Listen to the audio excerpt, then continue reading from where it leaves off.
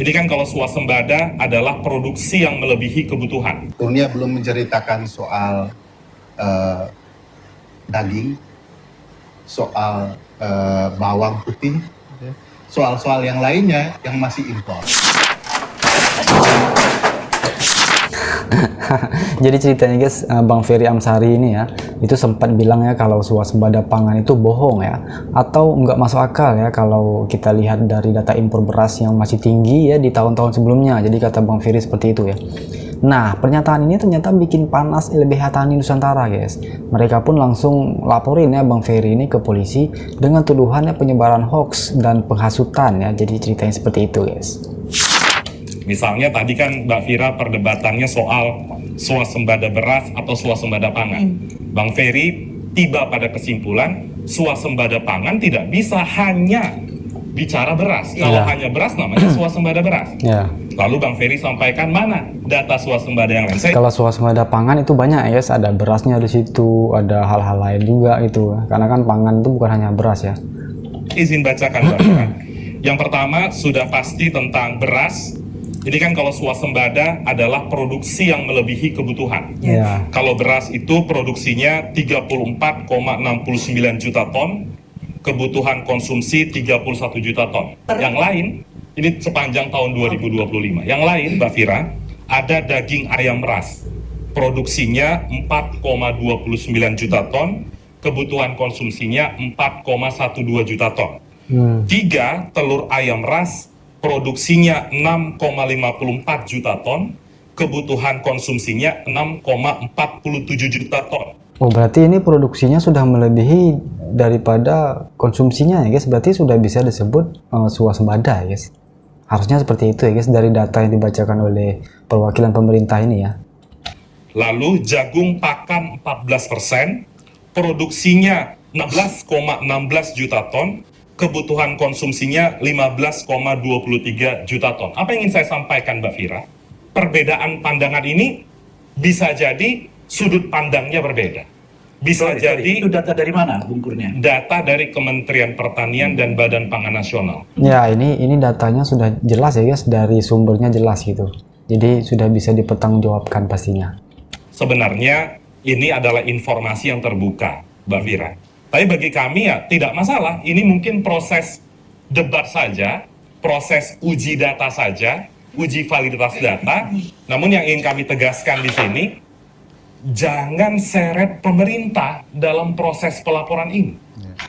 Tapi susah juga ya kalau tidak menyeret pemerintah, karena yang diungkapkan Bang Ferry itu adalah data yang diduga Bang Ferry bilang bohong, itu adalah data yang dikeluarkan oleh pemerintah, dan Bang Ferry bilang itu bohong ya. Kita nggak tahu ya benar atau bohong, tapi ya udah pasti bisa melibatkan pemerintah ya guys. Karena sikap pemerintah jelas, berpegang pada undang-undang dasar, berpegang pada peraturan perundang-undangan namanya Kitab Undang-Undang Hukum Pidana, di mana negara ini menganut demokrasi dan pandangan ketidaksetujuan terhadap kebijakan Menteri Pertanian, kebijakan Presiden Prabowo Subianto, kebijakan Wapres Gibran Rakabuming Raka, itu adalah hal yang lumrah. Jadi bagi kami perdebatan ini sebenarnya sebaiknya tidak diarahkan ke arah penegakan hukum. Tapi pasti susah guys, pasti akan melibatkan pemerintah juga pasti. Ya. Itu, Pak. Oke, gini menurut saya, nggak mungkin tidak melibatkan pemerintah. Iya. Karena yang disebut oleh Bung Ferry itu yang kemudian jadikan sebagai dasar laporan soal data pemerintah. Betul. Yang dianggap oleh Bung Ferry atau dituduhkan kepada Bung Ferry itu berbohong. Betul. Tapi kita tak tahu ya guys, apakah itu benar-benar data valid dari pemerintah atau bukan ya? Kan? Artinya pemerintah ada di situ. Yeah. Nah yang kedua, pemerintah mengatakan tidak ada masalah. Yeah.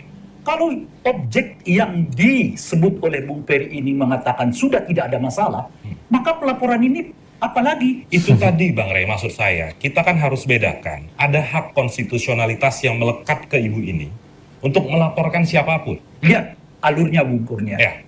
Mereka melaporkan Bung Ferry berdasarkan rasa sakit hati karena Bung Ferry mereka sebut menuduh presiden, menuduh pemerintah. Betul. Oke? Mereka ini sebetulnya aktor ketiga, aktor keempat. Kalau yang melaporkan itu pihak pemerintah, head to head namanya, sesuai dengan tema. Tapi kalau ada orang lain di luar orang yang mengcounter isu yang disebut oleh pemerintah, lalu pemerintahnya sendiri merasa kemudian tidak ada masalah, Iya. lalu ini melaporkan ini apa lagi?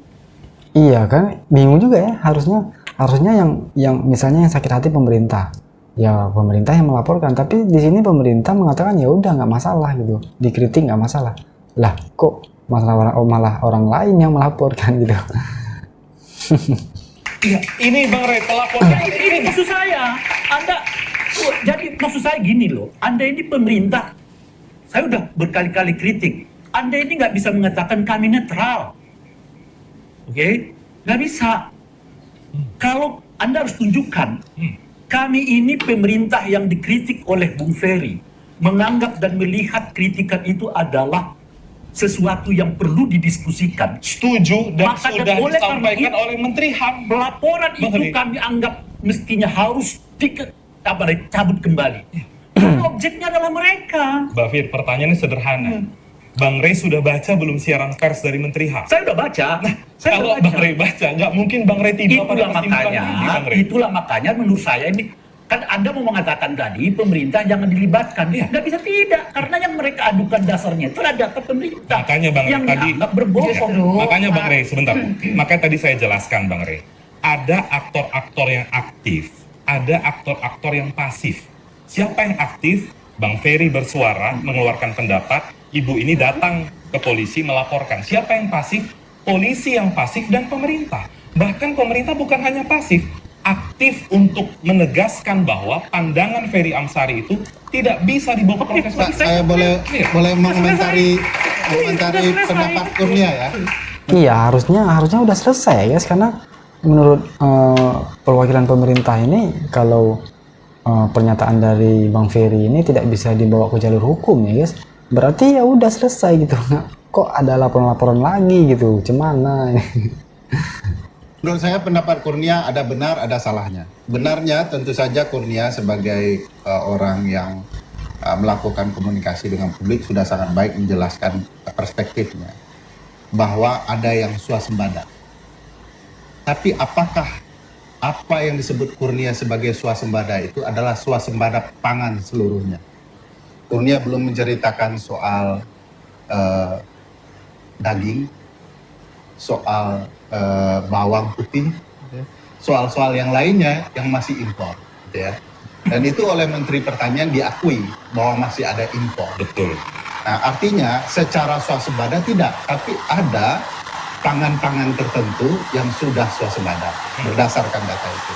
Nah, yang saya pertanyakan adalah diksi swasembada pangan itu tentu dalam ilmu perundang-undangan, bohong dong.